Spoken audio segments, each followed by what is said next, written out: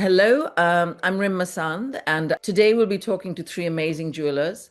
Pratik Shah of Estaa, based in Bombay, King Castro of Castro, New York City, and Karina Choudharie of K&CO Jewels, based in London. And I am the founder and creative director of my branding and design agency called Plus Rymn. Today's title is called Composing the Stone Design, Craft, Legacy. At its core, this session will reflect on the intersection of design and craftsmanship and what it takes to reveal and impose a diamond's full potential, and why natural diamonds tend to lend themselves uniquely to this process. I also would like to dive into an idea of memory, narrative, and sort of storytelling that also informs their practices today. So welcome, all three of you. Would each one of you talk a little bit about, I'm not talking about inspiration per se, but just a little bit about how that process works for each of you? Pratik, do you want to begin Okay, since? so basically over the last couple of years, we've been started working in collections. Instead of, we used to always make a few pieces first, which were not connected in any way or whatsoever. But over in the last couple of years, like last year, we did a collection called Bombay Deco, since you brought up architecture. I'm a big fan of Art Deco of architecture, of course, and obviously Art Deco jewelry. And I thought that language, which was the way Art Deco jewelry was expressed, was becoming very standard and generic. Like Cartier owned that space with, the black onyx, the diamonds, and that whole look with the long structural feeling. As a side note, Bombay actually has the second highest number of Art Deco buildings in the world after Miami, which is pretty shocking. I used to see them I every know. day while going to school, and most of them have been ignored. And what I thought was amazing was that, Art Deco is such a universal language. So I thought so when I came up with the Bombay Deco collection, I thought I would speak something about where I come from, city I love, and loved watching while I was growing, and wanted to hold on and make people remember that you can still have beautiful buildings. It doesn't just have to be something which is kind of emulated from other metropolitan cities. It could have its own language.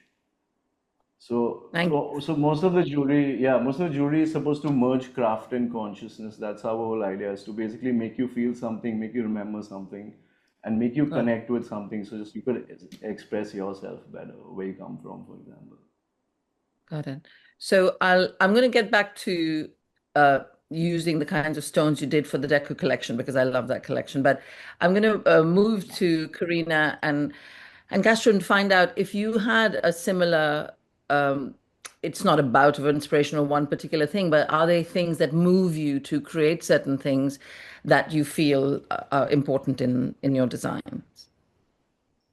I always get these, questions on inspiration, and then I really have to go deep and think within because it's not like one thing inspires me. Like it's not like, oh, we love flowers, so here's flowers in our collection that we're putting in.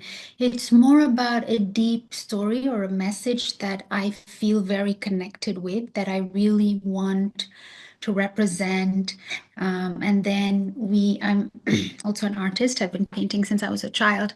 And then we go in and we paint these themes and stories, and I go into this almost, imaginative world.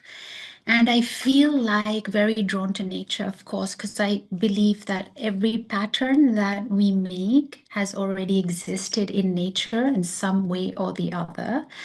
So many designs that we create, most of it already has existed in the past. And I almost really love that idea because it's not taking a pattern and putting it onto paper and just converting it into stones. It's about thinking in structure. And in that structure is where I go into this philosophy of architecture and where is the stone going to sit. And then the stones come into the story, and it's like, okay, but this rubellite can't sit in this angle, even if it's a cushion, it needs to sit like that because then I'm going to put two side stones.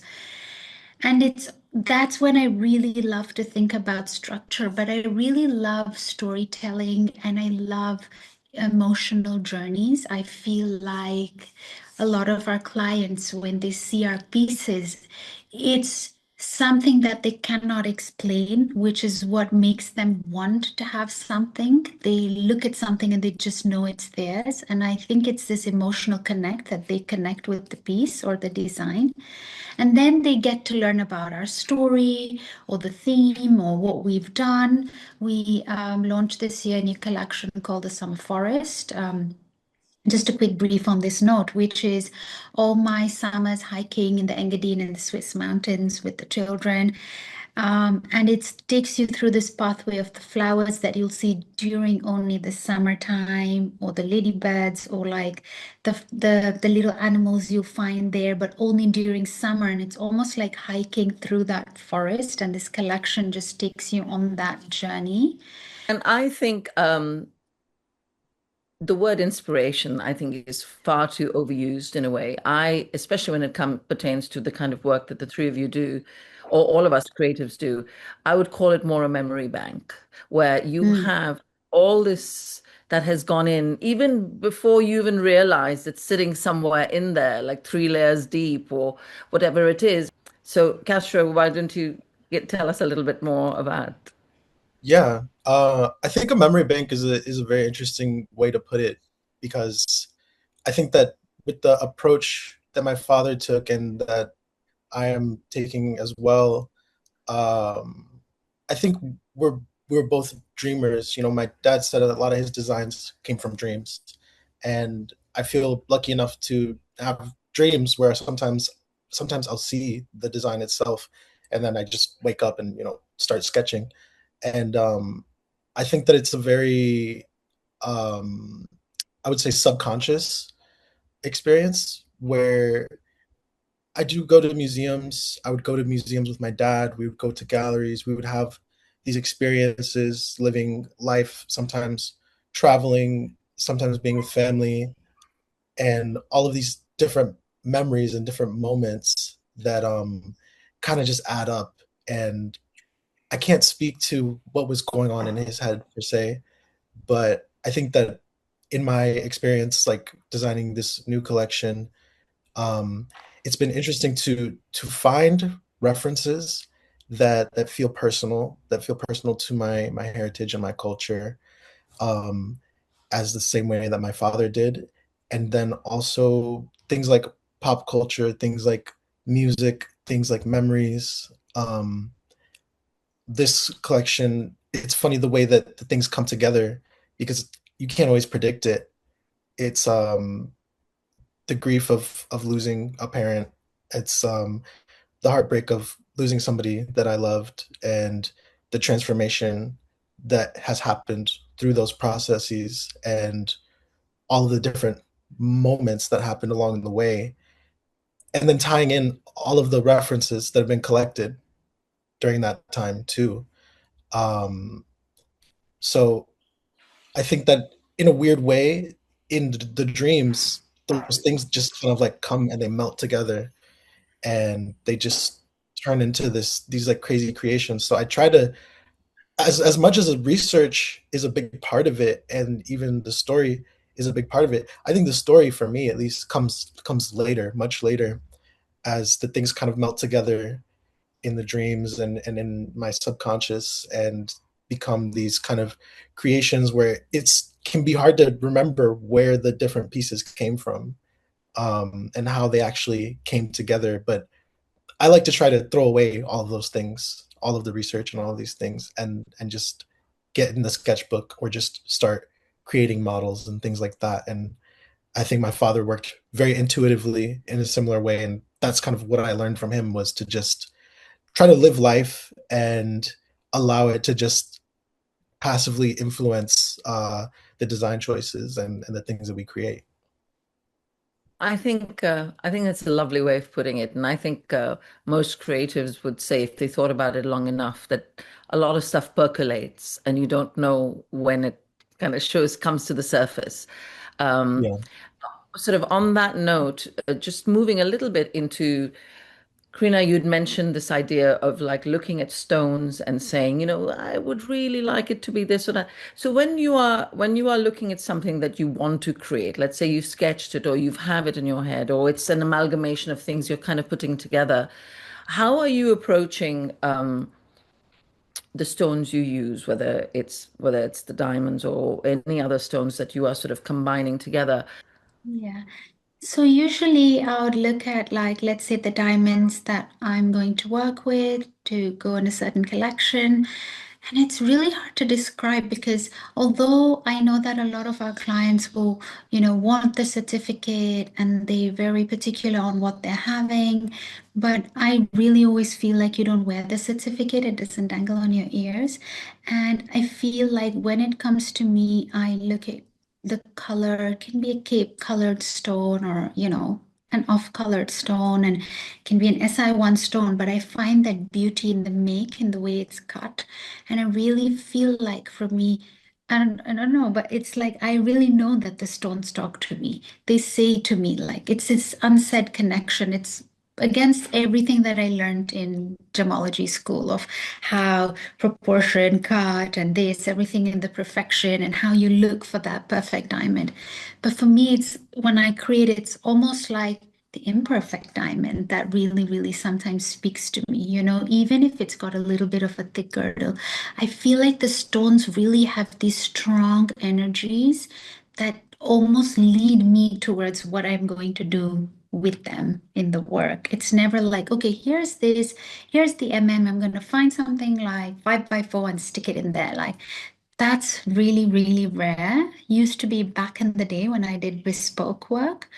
That was a bit of the formula because clients were very specific on wanting particular things. But then as the years evolved, I just felt less drawn towards that way of creating and more like stone led.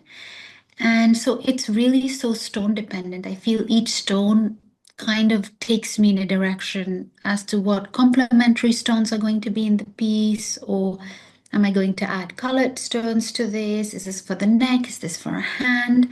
I've really got to feel it in my hand. And that's really how I work, yeah. Okay, Pratik, I saw you nodding to along to what Karina was saying. We usually start off with something that's very Indian and ancient. I mean, India because I'm so connected to it and that I know. So, for example, we have a collection called Akasha, which is all inspired by Vedic astrology. And Vedic astrology is interesting because it looks at the 7 planets that you can see with your naked eye, which you can see right up to Saturn. And then they also have the lunar and solar eclipses, which is called Rahu and Ketu.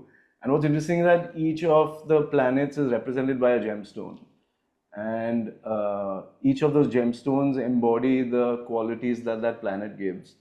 And some of my clients even used to sleep with diamonds below their pillow for like a night, and then like analyze their dreams in the morning, and then say, okay, you can use these, for the necklace. So it's interesting.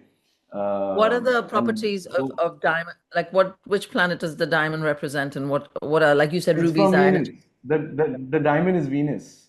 Obviously, the planet of beauty, being the most beautiful, brightest star in the sky, for example.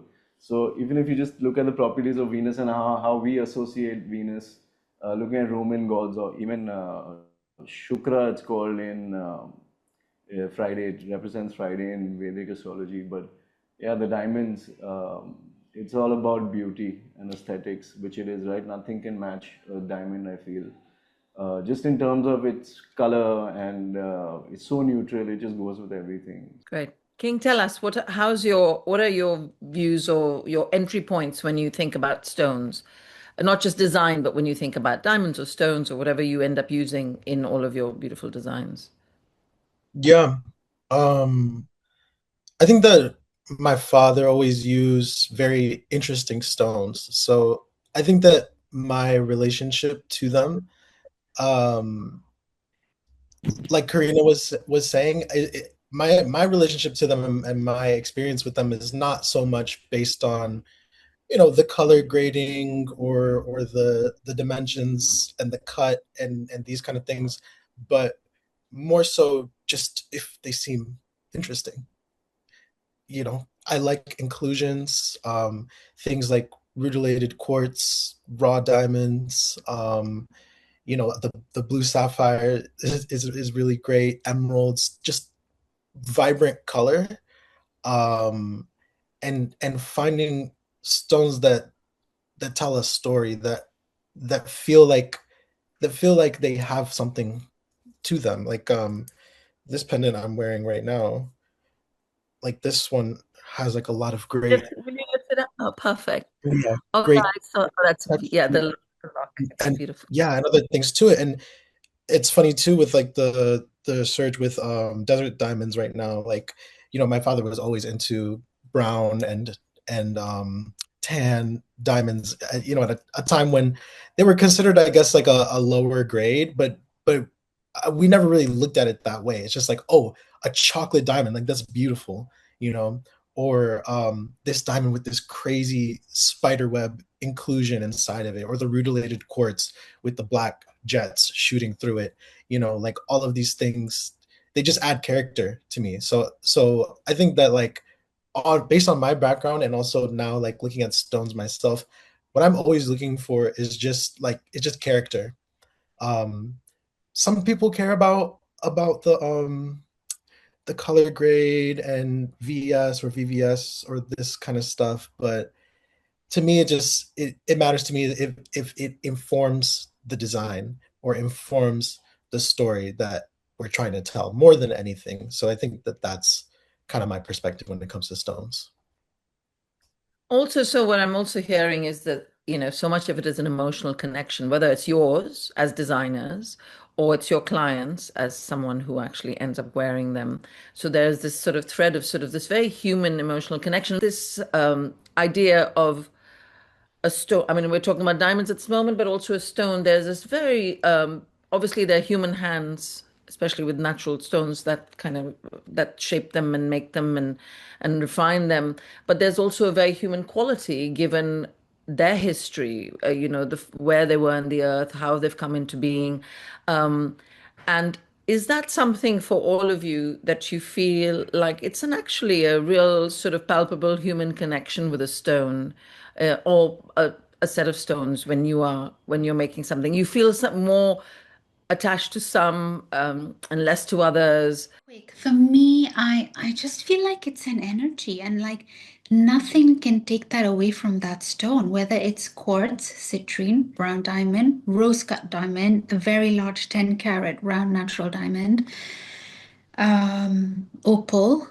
And when all these stones come together, like there's something that I feel like that's channeling into this stone that then connects on to me, and I'm the translator on how I'm going to create it as an object of beauty.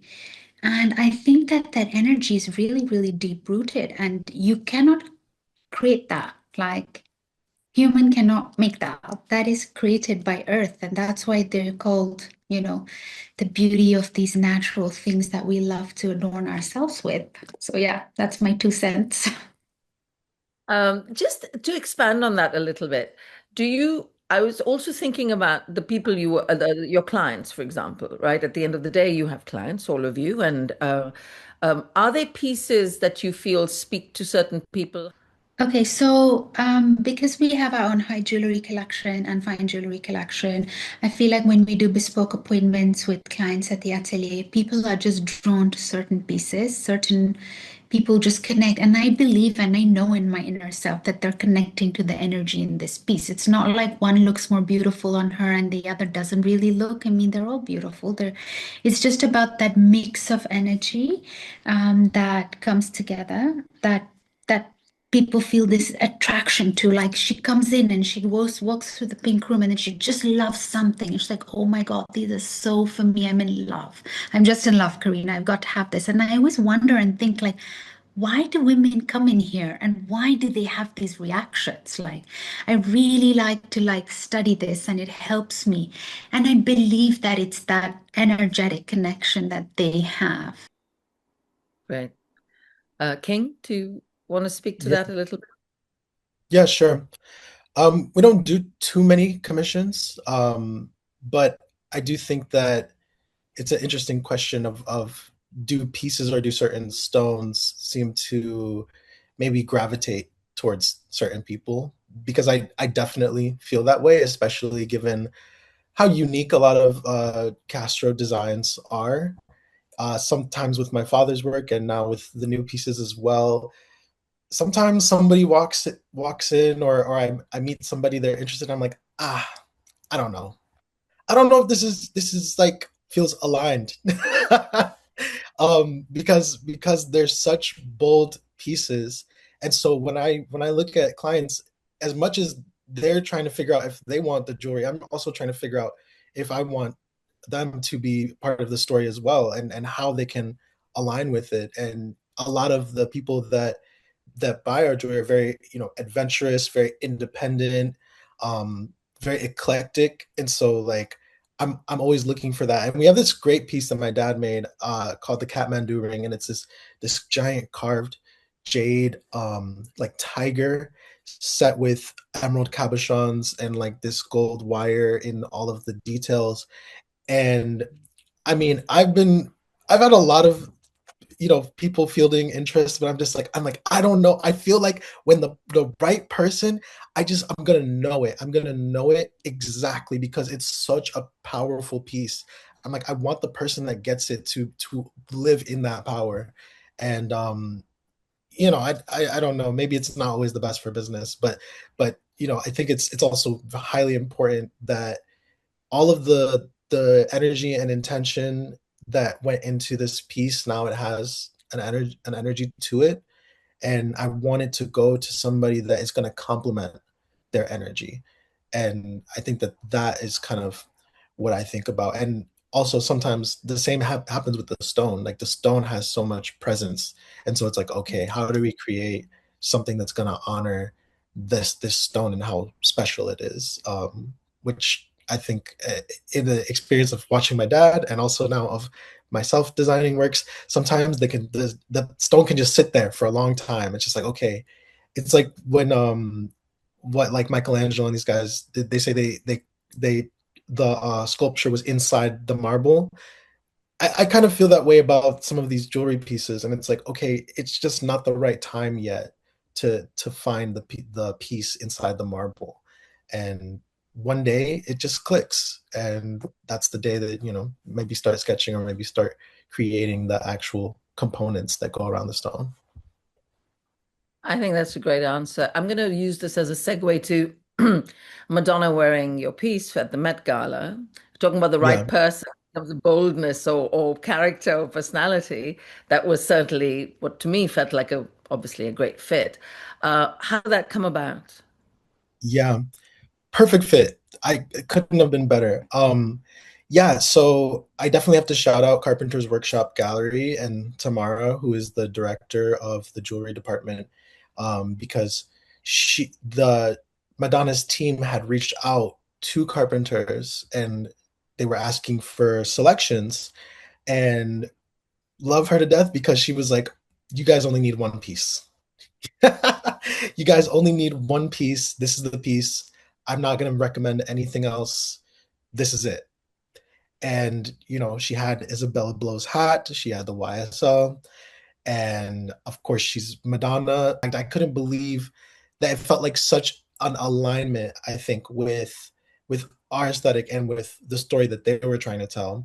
And so that to me is like a perfect alignment, in terms of somebody that can really embody, and that is such a bold piece, right? I mean, really not anybody can wear that piece. So I think Madonna was a perfect person. So, Pratik, tell us about what we were talking about earlier. Does the jewel speak to the client, or do you feel like not this but that? And then we'll go into the who do you think would be best, Yeah. So, ideally. I strongly believe that the stone kind of chooses the person. It's not the other way around. Like you could have five stones, but just because of that mutual attraction, you're gonna pick up that one which has character, which I'm seeing more and more now. People are more, attracted towards something that has some meaning or that speaks to them in some way. So I kind of think of stones synesthetically, in the sense like when I see them, I kind of get feelings, or I feel like they have some sound, they sound loud or they sound soft or sometimes they're in tune. and when we're doing something bespoke for like a wedding, it's always, for me at least, I think it's very important to have the person's story and about how they're getting together or whatever. So that I feel is more important than what I feel the stone should be. I think it should be representative of what, he wants to, or what the proposer wants to, communicate to his fiance at that point of time. And I think my job is to kind of try and represent that in the best way possible. I think that's the most important thing, is about how a stone can, and obviously diamond does it the best. There's a reason why people use it for representing one of the biggest days of their lives, for example. And whatever they want to say and whatever the other person means is all kind of, you know, channeled into this one object which they give, and obviously it evolves over time. But I think the most important is for it to tell the story of the wearer. I think that's true. And also, what does the diamond have? Those three C's that they put around it, right? Like you always say. But I also think there's continuity that you add to it, right? Like as the fourth one, which is that's sort of a reason in a way, historically, it's not just an investment value, but it's also a real sort of human continuity, whether, you've inherited or you pass on, you really do think of a diamond in that way. Um, Yeah, Perhaps maybe much more so than not other stones are less precious or less beautiful, but I think diamond holds that real significance in terms of sort of a continuity of oh yeah, families, of marriage. 100%. I had so true. I had such a nice conversation with this friend of mine. She had inherited these pair of earrings from her grandmother during the partition in 1947. So her grandmom had pretty much left Pakistan at that time, and it was so dangerous for them. They couldn't take anything from the house. So literally, she had a pair of earrings on, and her daughter also had a pair of earrings, and that's all they had. Like when they came, their dad stayed back and tried to, salvage whatever he could. But these two ran across the border and came into India just with two pairs of earrings. And what was interesting about this story is that that the earrings were actually about these stones. And she was thinking, you know what, I don't really like the design, but I love the diamonds because there's such a big story in them, right? It's come from my grandmother's coming across the border, but I don't like the design at all. So she would like to remake it. And normally someone would think twice, oh, it's from the grandmom, so maybe we should not remake it. But what I found interesting was that the design belonged to a time which was 50, 60 years ago, but the diamond is kind of stayed on. And the diamond has that story about that old partition coming from Pakistan to India. And then it'll be reset and speaking of today's time and age of what she feels and how she's connecting it. So it's so interesting to see like something from 1947 all the way to 2026. And the designs can keep changing around the stones, but kind of those stones will always be in their family, I feel. So I feel like that's really, I had thought before I had this conversation with the three of you that so much of what you were inspired by was architecture, not inspired, but that was structural architecture, lines and light sources. But actually, it's kind of it's all emotion with you guys. It's all stories and emotions and a real like visceral sort of response to the actual stones themselves, um, which is such a lovely way of sort of coming full circle. The work looks like something, but actually all the thought behind it is a very human, emotional sort of connection and response to how you create, which I think is wonderful. I had wanted to talk about, but are they, in those questions, I had talked about things like AI and replication, which really at this point in our conversation is sort of redundant because everything you do is so personal in a way, and there is no replacing that, no matter what. Somebody can take something that you've done and copy it, sure, or try and replicate it. But for anyone who would love to, who is your client, that will not even be part of a conversation. They will always come to you for what you do with them or how they respond. Are you seeing, just as a sort of final wrap up, are you seeing things that worry you in some ways? How are you, all three of you, feeling about that? King, you want to Yeah, start? Yeah, oh yeah, sorry. I feel like that's something that I've thought about a lot in the past few years, especially with AI and just advances in technology and just sort of the way that tech is going, in that people can, the barrier to entry for creation is a lot lower than it used to be.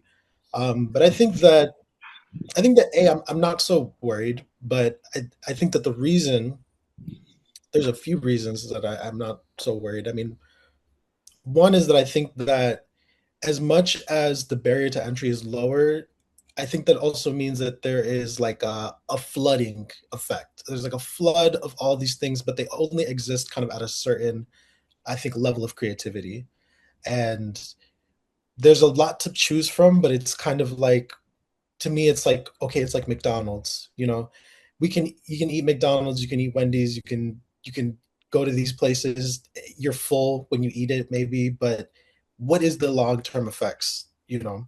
And I think that the reason that I'm not worried is because I'm the type of person that cares about this type of things, that cares about the human touch. And I think that the same type of person is always going to go here, and the same type of person is always going to go here. So if this is AI, or this is like creations that are happening through that process, that can create more, maybe more accessibility in pricing and things like that, the type of person that wants that is going to go get that. And the type of person that wants something with a story, with craftsmanship, with good materials, with intention, is always going to go here.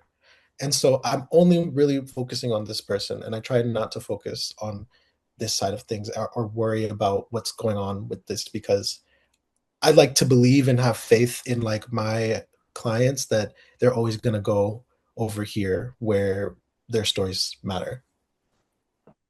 Yeah, I'm really excited about AI and even lab-grown diamonds, because it removes so much of the riffraff, will just go away. And what will be left is people who are true, original thinkers, and believe that stones and things have meanings, and want to have meaning out of things that they wear, and they choose them for reasons, not to show something that they think they are, but to kind of recognize in themselves something that they connect with in the piece in the first place. So I think it's very exciting, because people now, it's the end of generic jewelry, if you ask me. It's only a matter of time where generic becomes so freely available that it's not going to be desirable. So I think it's a great time for I think artists and designers. I'm going to wrap it up, Karina, with you quickly.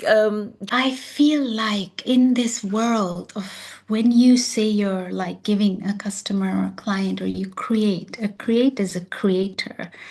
And when you work with true luxury, I really believe that as my children get older, and as the generations go by, when they pick up a necklace and they're kind of like, oh my God, this is made by hand. This is really, a human has done this.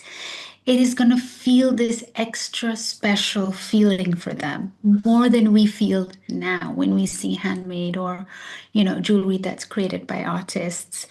And when you go into the museums and you can see all this beautiful selection at Tate Modern, there's this incredible Picasso exhibit. And then you walk across and head into the other part of London outside Green Park, and you'll find those same Picasso paintings that have been done by other, artists and students, and they're being sold for like £50, £100, £60. But there's a reason people want the Picasso artwork. You know, it's some things that, words will not always explain. And of course, AI it's a part of human evolution. It's a part of our advancements. There's a reason it's there. But I believe for an artist or for a creator, it is not going to, make that much of a difference. We have that, like, we all create with emotion, we create with thoughts, with things we imagine, and the AI cannot imagine. So yeah, I guess it is an exciting time. It is, I guess, and that's a really great way to look at it, and it's a good way to end this amazing conversation.